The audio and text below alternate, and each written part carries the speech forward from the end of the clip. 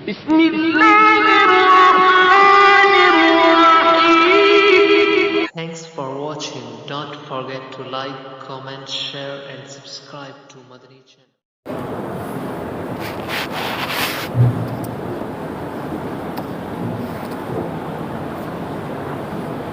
الحمد لله نحمده ونستعينه ونستغفره ونؤمن به ونتوكل عليه ونعوذ بالله من شرور انفسنا ومن سيئات اعمالنا من يهده الله فلا مضل له ومن يضلل فلا هادي له ونشهد ان لا اله الا الله وحده لا شريك له ونشهد أن سيدنا ومولانا محمدا عبده ورسوله أما بعد وإن أصدق الحديث كتاب الله وخير الهدي هدي محمد صلى الله عليه وسلم وشر الأمور محدثاتها وكل محدثة بدعة وكل بدعة ضلالة وكل ضلالة في النار. وبالسند المتصل منا إلى الإمام الحافظ الحجة أمير المؤمنين في الحديث أبي عبد الله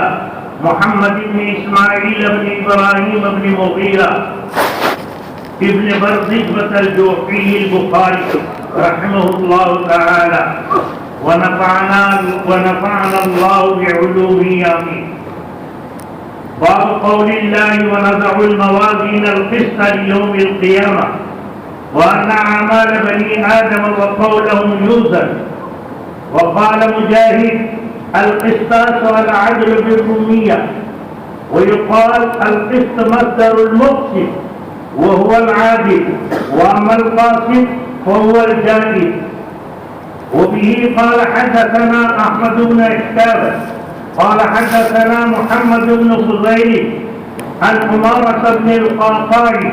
عن أبي زرعة عن أبي هريرة رضي الله تعالى عنه قال قال النبي صلى الله عليه وسلم كلمتان حبيبتان إلى الرحمن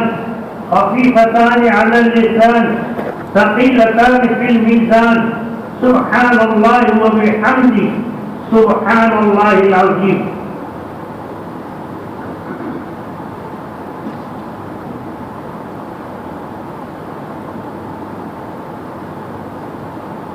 حضرات علماء کرام، دور دراز سے تشریف لانے والے مہمانان اعزام،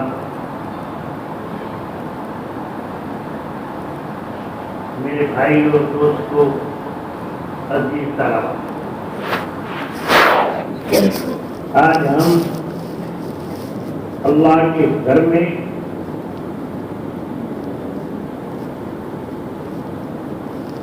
جناب رسول اللہ صلی اللہ علیہ وسلم کی تعلیمات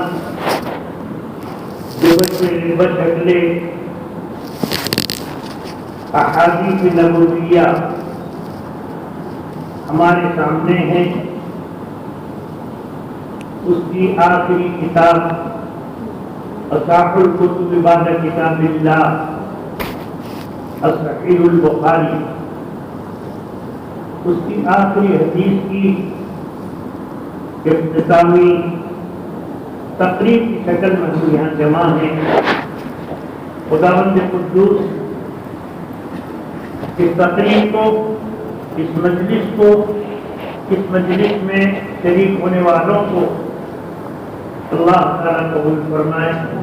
اس کی برکتوں سے مستفید فرمائے اور تا قیام قیامت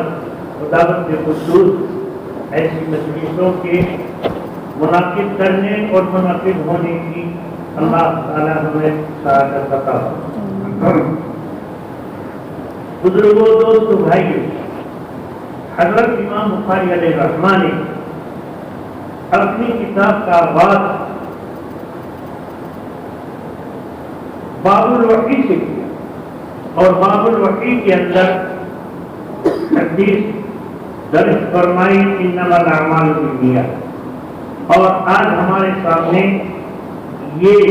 باب التوحید کا آخری باب ہے. کتاب التوحید کا یہ آخری گویا کی بات ہے جس کو حضرت امام بخاری علیہ رحمہ باب ونضع الموازین القسط لیوم القیامہ اللہ کے کلام کی ایک آیت سے جس کا آغاز فرما رہے ہیں۔ حضرت امام بخاری رحمۃ اللہ نے فرماتے ہیں کہ اللہ تعالیٰ نے فرمایا ہم قائم کریں گے ترازو میں، انصاف والی ترازو میں، قیامت کے دن میں یا قیامت کے دن حساب لینے کے لیے، اور انسانوں کے اعمال اور ان کے اقوال کا وزن کیا جائے گا۔ وَأَنَا عَمَلَ بَنِي آدَمَ وَقَوْلًا يُوزَنُ، انسانوں کے اعمال اور ان کے اقوال کا وزن کیا جائے گا۔ مجاہد علیہ رحمہ یوں فرماتے ہیں کہ القسطاس یا القسطاس اس کے معنی عدل اور انصاف کے ہیں رومی زبان میں۔ حضرت امام بخاری علیہ رحمہ فرماتے ہیں کہ القسط یہ مقسط کا مصدر ہے اور اس قسط کے معنی عادل کے ہیں، مقسط کے معنی عادل کے ہیں، لیکن قاسط جو قسط سے بنے اس کے معنی جائر اور ظالم کے ہیں۔ اس عبارت کے اندر حضرت امام بخاری علیہ رحمہ نے جیسا کہ آپ سب حضرات علماء کرام طلباء نظام جانتے ہیں کہ بخاری شریف کا آخری باب جو کتاب التوحید ہے اور اس کی یہ باب آخری باب ہے، اس میں وزن اعمال کا تذکرہ فرما رہے ہیں کہ قیامت کے دن انسانوں کے اعمال کا وزن کیا جائے گا۔ اس کی کیا ضرورت پیش آئی؟ تو فرماتے ہیں کہ چونکہ اسلام کے اندر 5 فرقے ہیں، ایک اہل سنت والجماعت ہے، دوسرے معتزلہ جن کے ساتھ قدریہ ہیں، تیسرے جہمیہ جن کے ساتھ جبریہ اور کرامیہ ہیں، چوتھے روافض جن کے ساتھ شیعہ ہیں، اور 5واں فرقہ خوارج کا۔ یہ 5 فرقے ہیں۔ اہل سنت والجماعت یہ وہ جماعت ہے جو کل بھی صحابہ کے آقا کے دور میں، صحابہ کے دور میں، تابعین کے دور میں، اور انشاءاللہ تا قیام قیامت یہ جماعت باقی رہے گی۔ لا تزال طائفة ظاہرین علی الحق، یہ جماعت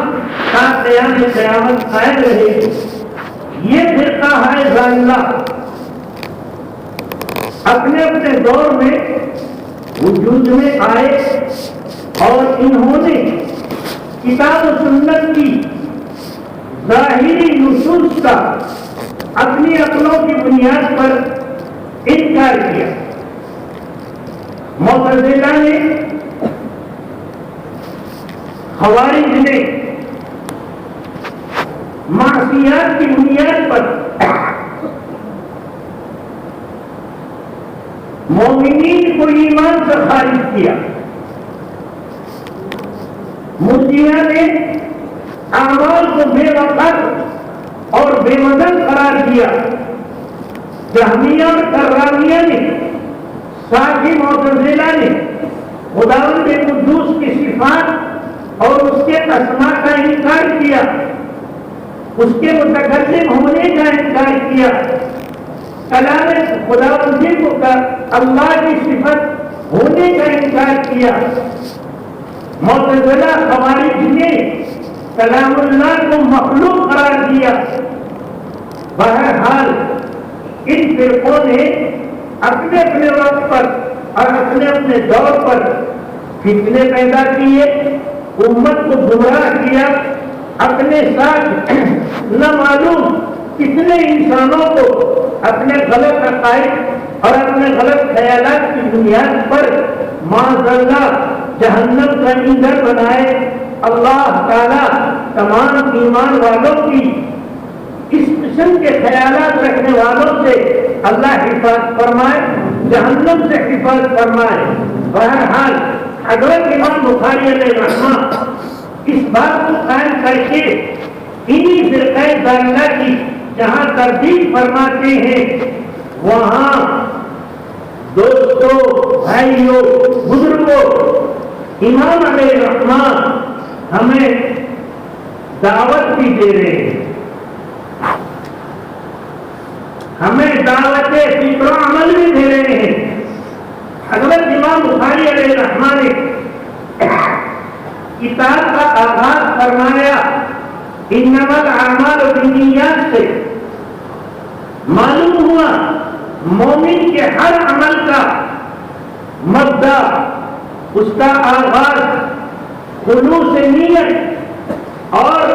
جذبہ اخلاص سے ہونا چاہیے۔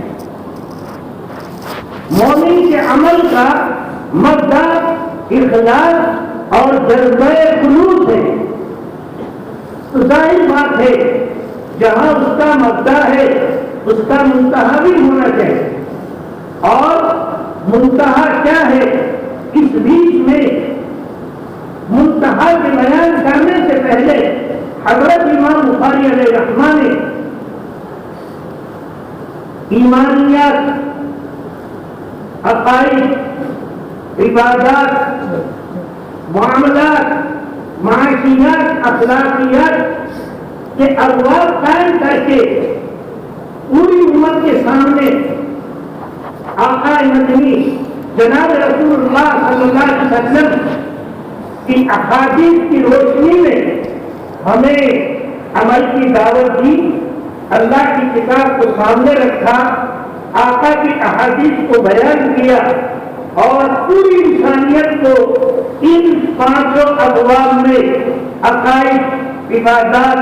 معاملات، معاشیات اور اخلاقیات میں پوری طرح صحیح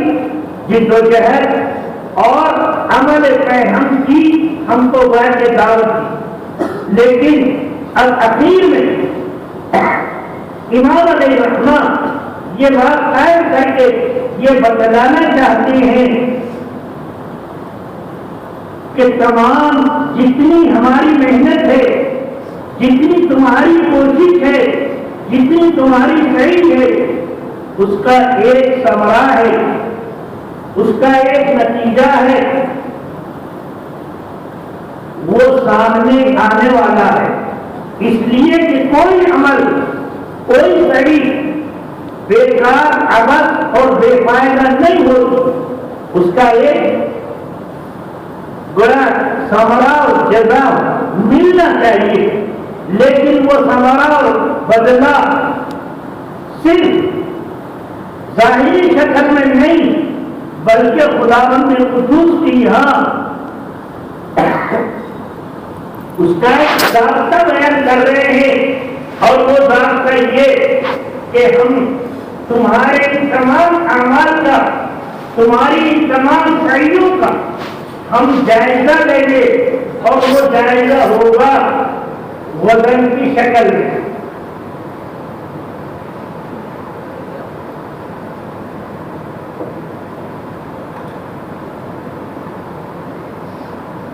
وہ جائزہ وزن کی شکل میں ہوگا، اور دوستو وزن پیدا ہوتا ہے عمل کے اندر اخلاص، اس لیے پہلی بنیاد تو یہ کہ ہمارا ہر عمل گویا کہ اخلاص پر مبنی ہو، رضائے باری ہمارا مقصود ہو، خداوند قدوس کی رضا ہم مومن کا گویا کہ مقصود اور مطلوب ہو، اس کے علاوہ کوئی دوسری چیز نہیں ہونی چاہیے۔ اگر کوئی دوسری چیز رہی تو دوستو اللہ کے نبی جناب محمد رسول اللہ صلی اللہ علیہ وسلم کے ارشادات کی روشنی میں ہمارے سامنے یہ چیز آتی ہے کہ مومن کا عظیم ترین عمل بھی اس کے لیے بجائے انہیں خداوندی اور تقرب باری کے وہ اس کے لیے بولے خداوندی اور جہنم کے اندر داخل کرنے کا ذریعہ بنتا ہے۔ آپ سب حضرات کے علم ہے، آپ جانتے ہیں کل قیامت میں 3 افراد کو بلایا جائے گا، قرآن کا حامل، مال کو خرچ کرنے والا اور اللہ کے راستے میں اپنی جان کو قربان کرنے والا، لیکن تینوں کی نیت میں فساد اور تینوں کی نیت میں کھوٹ ہونے کی وجہ سے ان کے یہ عمل جس میں جان کو قربان کیا، جس میں اپنی پوری زندگی کے اندر اپنے گویا کے کھانے پینے کی کمائی کو خرچ کیا، اور جس نے اللہ کے کلام کو حاصل کرنے کے بعد اس کو دنیا کے کونے کونے تک پہنچانے کی اس نے صحیح کی، لیکن اس کے پیچھے جو اس کا جذبہ اور جو اس کا گویا کے بہتر منبع تھا وہ تھا دکھاوا، شہرت، ناموری۔ اس لیے بجائے وہ اس کو اللہ کا قرب دینے کے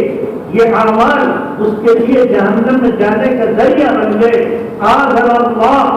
اللہ تعالیٰ ہم سب کی حفاظت فرمائے۔ حضرت امام بخاری علیہ رحمہ یہ فرماتے ہیں کہ عمل میں وزن یہ انسان کے جذبہ خلوص اور اخلاص سے پیدا ہوتا ہے،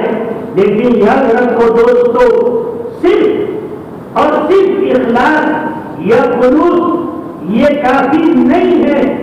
جب تک اس کے اندر آقا مدنی جناب محمد رسول اللہ صلی اللہ علیہ وسلم کی اتباع کامل طور پر نہ ہو۔ کسی بھی عمل کی مقبولیت جہاں اخلاص کو کی متقاضی ہے وہاں آقا مدنی جناب رسول اللہ صلی اللہ علیہ وسلم کی اتباع کامل لازمی ہے۔ اور یاد رکھو انسان کے اندر 2 صفتیں ہیں، ایک طرف اس میں بشریت ہے اور دوسری طرف اس میں ملکیت ہے، اس میں انسانی صفات ہیں، اس لیے کہ یہ بشر ہے، مٹی کا پتلا ہے، آدم کی اولاد ہے، اس میں انسانی صفات ہے، دوسری طرف اس میں ملکوتی صفات بھی ہے، لیکن یاد رکھو ملکوتی صفات جامد ہے، ان کی ایک حد ہے، اس حد سے وہ آگے نہیں بڑھ گئے۔ خداوند قدوس نے ملائکہ کو جو صفات عطا فرمائی اور ملائکہ کے لیے جو ملکات عطا فرمائے وہ ایک حد تک ہیں، اس سے آگے وہ ترقی نہیں کر سکتے، بلکہ اس کے برخلاف ملکوتی بشری جو صفات ہیں وہ صفات ہے کہ جن کے اندر جب انسان صحیح اور کوشش اور آقا مدنی جناب محمد رسول اللہ صلی اللہ علیہ وسلم کی اتباع کے ساتھ آگے بڑھتا ہے تو پھر وہ جس طریقے سے آقا وہاں تک گئے، وہاں تک پہنچے جہاں ملائکہ کی پرواز ختم ہو گئی، ملائکہ کی پرواز نے جواب دے دیا، لیکن آقا کی پرواز غیر دیر ہوتی رہی. یاد رکھو وہی اسی آقا کی اتباع میں اگر یہ انسان اپنی بشری صفات کے ساتھ آقا کی اتباع کے اندر اگر آگے بڑھتا ہے تو جہاں تک آقا کے قدم گئے ہیں یہ بھی گویا انہی کے نقطے قدم پر وہاں تک جا کے پہنچ سکتا ہے. اور اگر انسان یہ چاہے کہ میں آقا کی اتباع سے ہٹ کر اپنی کوشش اور صحیح سے اور اپنے اعمال کی بنیاد پر میں آگے بڑھ جاؤں، یاد رکھو آقا مدنی جناب رسول اللہ صلی اللہ علیہ وسلم نے پوری قوت کے ساتھ اور پوری طاقت کے ساتھ اس کو رد فرما دیا. ایک موقع پر آپ سب حضرات کے علم میں ہے، حضرات کے ازواج مطہرات میں حضرت صدیقہ رضی اللہ تعالی عنہا کے پاس 3 صحابہ حاضر ہوئے اور انہوں نے پس پردہ آقا مدنی جناب رسول اللہ صلی اللہ علیہ وسلم کی اندرون خانہ جو زندگی ہے، جو حیات طیبہ ہے، اس کے مطابق معلوم کیا، اس لیے کہ جنت کی زندگی ان کے سامنے ہے، مسجد کے اعمال سامنے ہے، مسجد کے باہر کے اعمال سامنے ہے، سفر کی زندگی ہے، جہاد اور سرایا اور غزوات کی زندگی ہے، بازاروں کی زندگی ہے، یہ پوری حیات طیبہ سامنے ہے. اور رب العالمین یوں فرماتے ہیں لقد کان لکم فی رسول اللہ اسوۃ حسنہ. اس لیے یہ صحابہ اندرون خانہ خلوت کی زندگی کے بارے میں تحقیق کرنا چاہتے ہیں، آقا کے کیا اعمال ہیں وہ ہم کو بتلائے جائیں.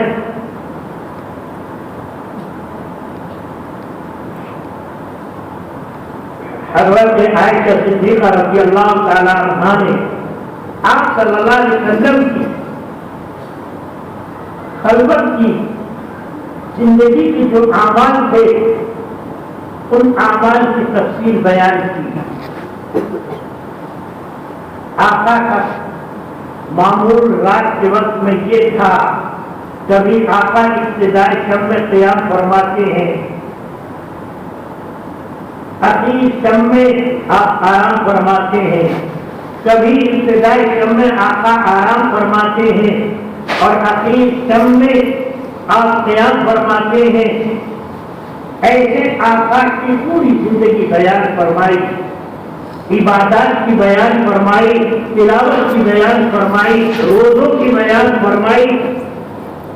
اہل خانہ کی خدمت اور جو چیزیں متعلق ہیں ان چیزوں کو بیان فرمائی. لیکن حدیث پاک کے الفاظ میں کأنہم تقالوہا او کما قال، ان حضرات نے اس تفسیر کو سننے کے بعد اپنے طور پر یہ محسوس کیا یہ تو بہت کم ہے، یہ عملی زندگی، یہ آقا صلی اللہ علیہ وسلم کی اندرون خانہ خلوت کی زندگی کی جو تفصیل عبادات کی شکل میں حضرت صدیقہ نے ہمارے سامنے بیان کی ہے تو بہت کم ہے. لیکن کیونکہ آپ نبی ہیں اور اللہ تعالیٰ نے آپ کے لیے فیصلہ فرما دیا ہے لِيَغْفِرَ لَكَ اللَّهُ مَا تَقَدَّمَ مِن ذَنبِكَ وَمَا تَأَخَّرَ. آپ کے لیے اگر آپ اتنا بھی نہ کریں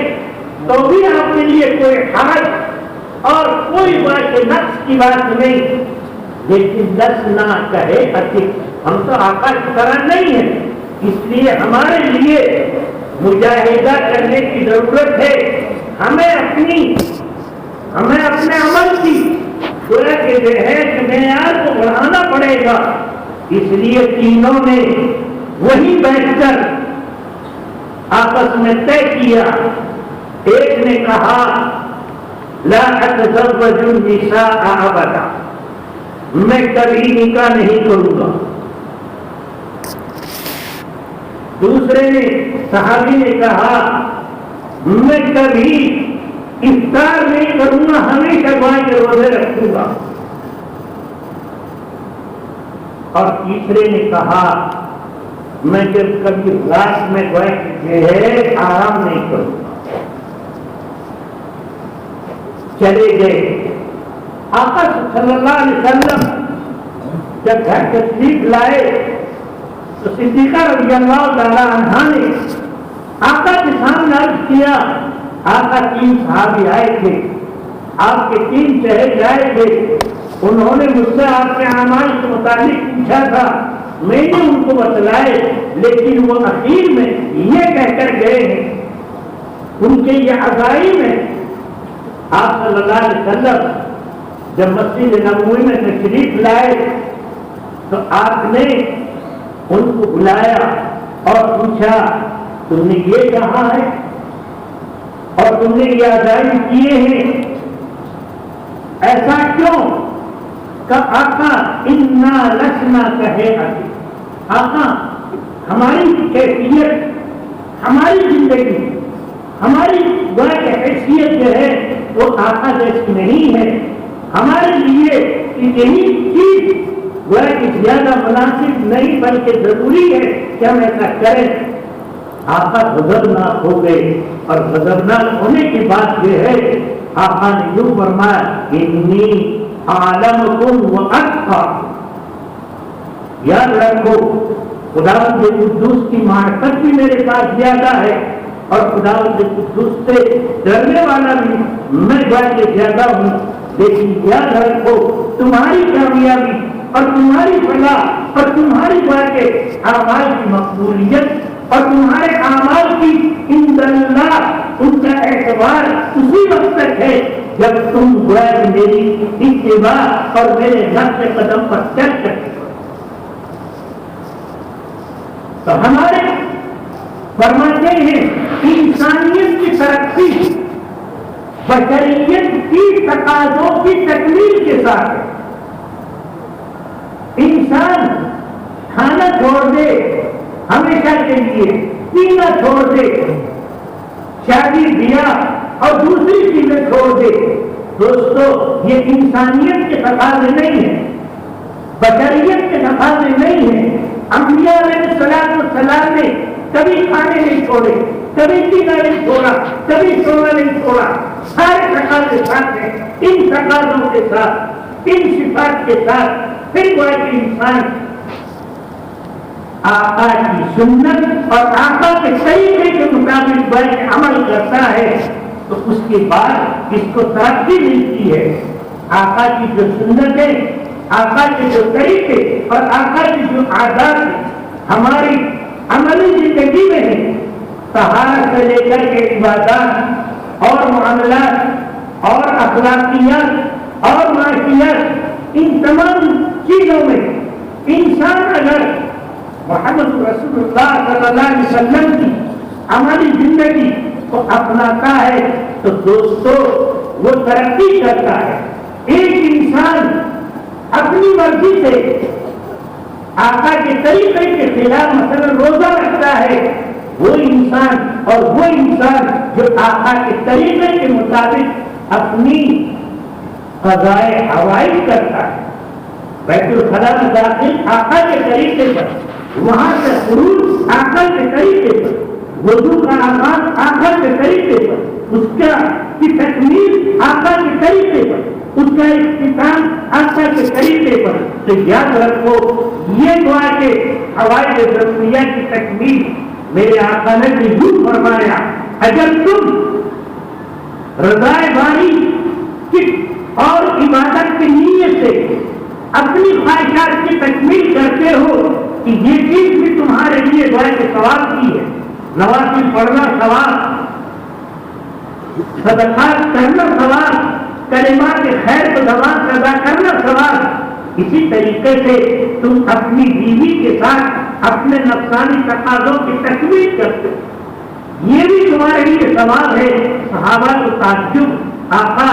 اپنی بیوی سے ایک شخص خواہشات نفس کو پورا کرتا، اس میں کیسے ثواب؟ آقا نے ان کو فکری طریقے سے سمجھایا، بتلاؤ اگر یہ شخص بجائے اپنی بیوی کے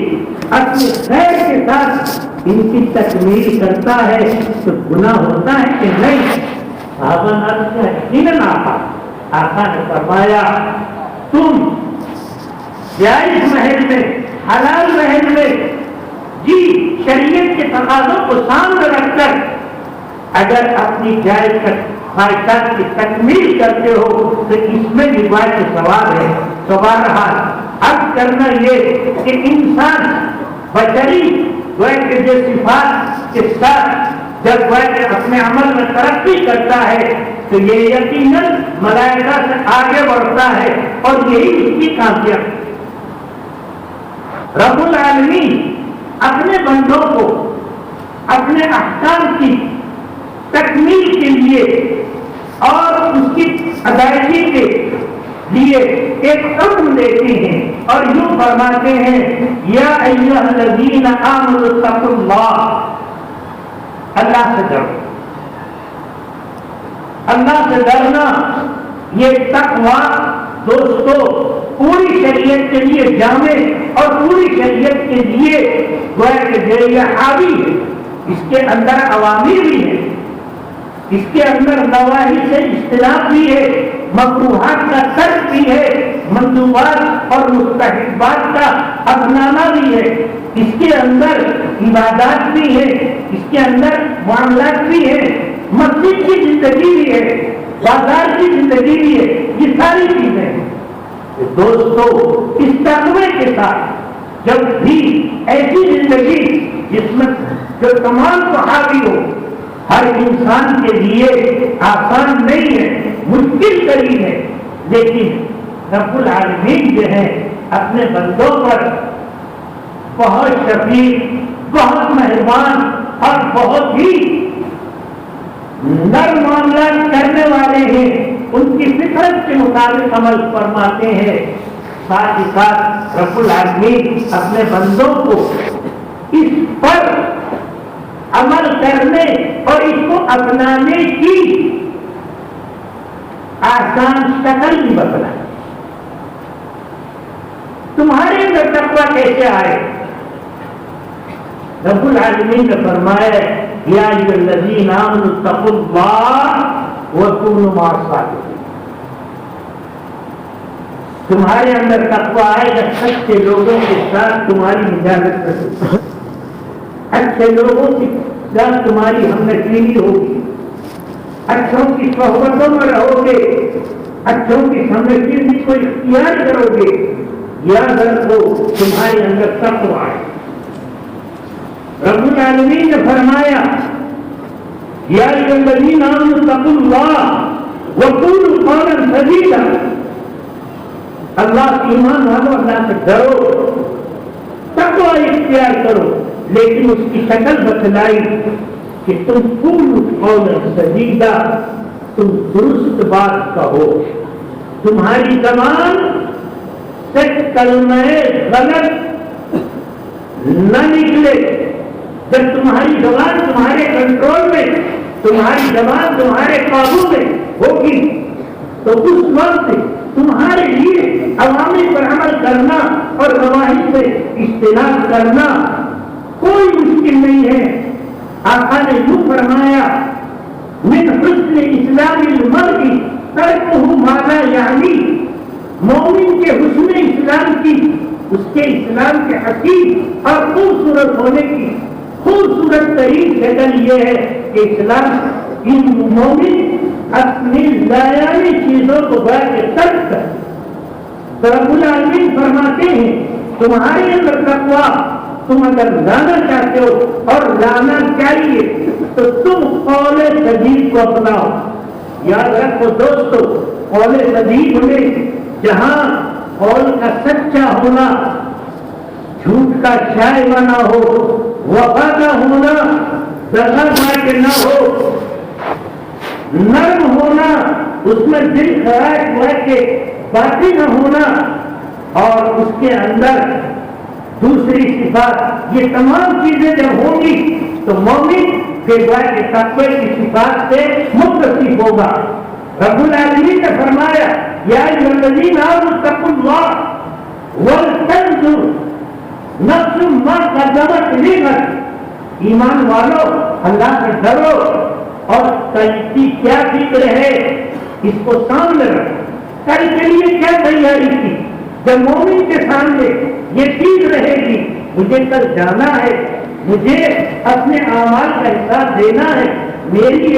یہ منزل آخری منزل نہیں، یہ تو علی سبیل العبور اور عبور کے طور پر ہے، میری منزل آخرت ہے، وہاں کے لیے میں نے کیا بھیجا ہے اس کو بھائی کے سامنے رکھے گا۔ تو دوستو پھر وہ انسان عمل کے اوپر آئے گا۔ تو امام بخاری علیہ رحمہ وَنَذَرُ الْمَوَازِنَ الْقِسْطَ کہہ کر کے یہ کہنا چاہتے ہیں کہ یاد رکھو تم نے اب تک علم کی شکل میں جو کتاب کے اندر ابواب پڑھے ہیں، اب تمہارے عمل کی زندگی سامنے آ رہی ہے، تمہارے عمل کی زندگی اس کو گویا کہ تمہیں سنوارنا ہے، اس لیے کہ ان تمام اعمال کا وزن ہوگا اور وزن کے بعد ہی تم گویا کہ جو ہے اپنی آخری منزل میں پہنچ سکو۔ ساتھ ہی ساتھ امام بخاری علیہ رحمہ نے آخری حدیث میں وہ کلمات ذکر فرمائے جس میں جو کلمات اہل جنت سے جنت میں ہوں گے، رب العالمین نے اہل جنت کی وہ صفت بیان فرمائی، اس میں وہ یہ فرمایا کہ ان اہل جنت کا جنت میں سبحانک اللہم، رب العالمین ہم آپ کی پارٹی بیان کرتے ہیں، یہ کلمہ ہوگا اور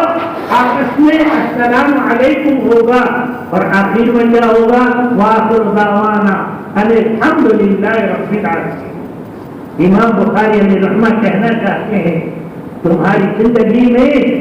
سبحان اللہ یہ تسبیح ہونی چاہیے، یہ پاکیزہ کلمہ ہونا چاہیے، اللہ کی صفات جلال کا استحضار ہر وقت ہونا چاہیے، کسی بھی صفت میں کوئی نقص، کوئی خرابی، کوئی عیب کی چیز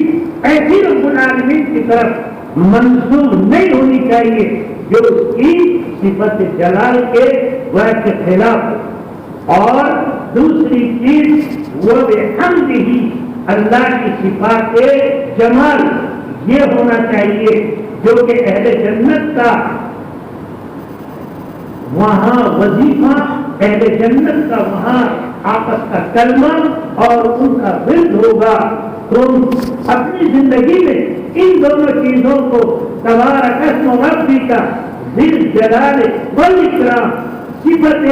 جلال اور صفت اکرام، اس کو سامنے رکھنا، اللہ کی بڑائی اور اس کی عظمت کا اظہار، اس کی بڑائی کے نتائج سے اس کا اجتناب، اور ہر ایسی مجلس جس میں تم شرکت کرو اس میں آخری کلمہ وہ کہ یہ ہونا چاہیے سبحان اللہ وبحمدہ اشہد ان لا الہ الا اللہ واشہد ان محمدا عبدہ ورسولہ۔ یہ بات کلمہ مجلس کی آخری جو دعا ہے سبحان اللہ وبحمدہ سبحانک اللہم استغفرک واتوب الیک، یہ جو دعا وہ پڑھائی جاتی ہے، اس میں امام بخاری علیہ رحمہ ان کلمات کو ذکر کر کے اب ہم اپنی کتاب کا اختتام کر رہے ہیں،